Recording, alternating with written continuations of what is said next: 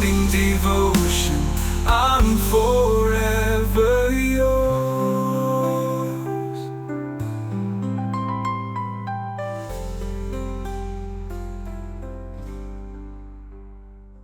Praise God, hallelujah. കർത്താവ് നിങ്ങളെ ധാരാളമായി അനുഗ്രഹിക്കട്ടെ.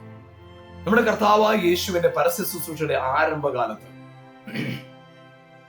യേശുവിന്റെ ഉപവാസ ശേഷം വിശന്നപ്പോൾ പിശാചു വന്നിട്ട് പറഞ്ഞു, കല്ലിനെ അപ്പമാക്കി തീർക്ക. അവിടെ യേശുവിനോട് പറഞ്ഞു, നീ ദൈവത്തിന്റെ പുത്രനെങ്കിൽ ഇത് ചെയ്യുക. അത് യേശുവിനെ പ്രകോപിപ്പിക്കുക.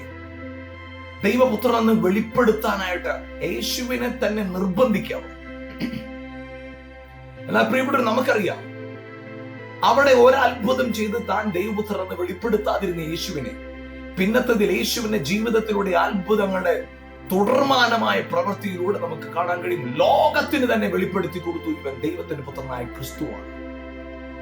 അതെ, കൂടെ നടന്നവർ പറഞ്ഞു, പത്രോസ് പറഞ്ഞു, നീ ജീവനുള്ള ദൈവത്തിന്റെ പുത്രനായ ക്രിസ്തു. രഹസ്യമായിട്ടല്ല, പരസ്യമായിട്ട് പറഞ്ഞു. യേശു ക്രിസ്തു ക്രൂശിൽ ആയിരുന്നപ്പോ അവിടെ നിന്നവർ വിളിച്ചു പറഞ്ഞു, ദൈവത്തിന്റെ പുത്രനെങ്കിൽ നീ ഇറങ്ങി വാ. കർത്താവ് ഇറങ്ങി വന്നില്ല. എന്നാൽ പിന്നത്തെ നമ്മൾ കാണുന്നു, പിതാവായി ദൈവം അവനെ ഉയർപ്പിച്ച് ക്രിസ്തുവും കർത്താവുമാക്കി വെച്ചു, ഉയർപ്പിച്ചു. പ്രിയപ്പെട്ടവർ, ഞാൻ പറയട്ടെ, നിങ്ങളുടെ ജീവിതത്തിനകത്ത് ഏത് സാഹചര്യങ്ങൾ നിങ്ങളെ നിരാശപ്പെടുത്തുന്നെങ്കിൽ, നിങ്ങളുടെ സാഹചര്യങ്ങളിൽ ദൈവമാണ് നിങ്ങളെ വിളിച്ചതെന്നും കർത്താവ് നിങ്ങളുടെ കൂടെ ഉണ്ടെന്നും നിങ്ങൾ ദൈവത്തിന്റെ മക്കളാണെന്നും തെളിയിക്കേണ്ടത് നിങ്ങളുടെ പ്രവൃത്തിയിലൂടെ അല്ല. അതിനുവേണ്ടി നിങ്ങളുടെ ഒരു പ്രത്യേക ശ്രമമൊന്നും വേണ്ട. സ്വർഗം അത് ചെയ്യും. സ്വർഗം അത് ചെയ്യും. ഹല്ലേലൂയ, ആമേൻ. നിങ്ങളുടെ ജീവിതത്തിൽ ഒരു പക്ഷേ പല വിധത്തിലെ ചോദ്യങ്ങൾ എഴുന്നേറ്റേക്കാം.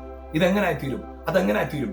ചിലപ്പോൾ നമ്മൾ ചില വിഷയത്തിൽ നമ്മൾ തന്നെ ചിന്തിക്കാറുണ്ട്, ഈ കാര്യങ്ങളെല്ലാം ഒന്ന് ശരിയാക്കിയിട്ട് വേണം മറ്റുള്ളവരോട് ഒന്ന് ചോദിക്കാനായിട്ട്. അവരെന്നെ മുമ്പ് പലപ്പോഴും എന്നെ കളിയാക്കിയതാ, അവരെന്നെ പരിഹസിച്ചതാ, അവരെന്നെ ഒറ്റപ്പെടുത്തിയതാ. അവരുടെ മുമ്പിൽ അവരോട് എനിക്ക് തിരിച്ച് മറുപടി പറയണം. പ്രിയപ്പെട്ടവരെ, മറുപടി നിങ്ങൾ പറയണ്ട.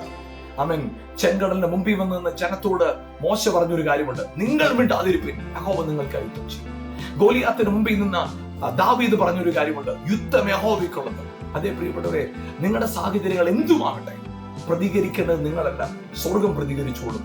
അവൻ നിങ്ങൾ അത്ഭുതമായി മാറും. ഒരു സംശയം വേണ്ട. ഒരുമിച്ച് പ്രാർത്ഥിക്കാം. നല്ല കർത്താവേ, ഇന്ന് പകൽ അവരുടെ ജീവിതത്തിനകത്ത് അവർ ഫേസ് ചെയ്യുന്ന സകല വിഷയങ്ങളിലും നിന്റെ കരമിറങ്ങി അവർക്ക് വേണ്ടി നീ നിൽക്കുന്നുവെന്ന് ലോകത്തിന് വെളിപ്പെടുത്തത്തക്കോണം കർത്താവ് അത്ഭുതം ചെയ്തു കഴിഞ്ഞായിട്ടുള്ള യേശുവിൻ നാമത്തിൽ പിതാവേ, ആമേൻ.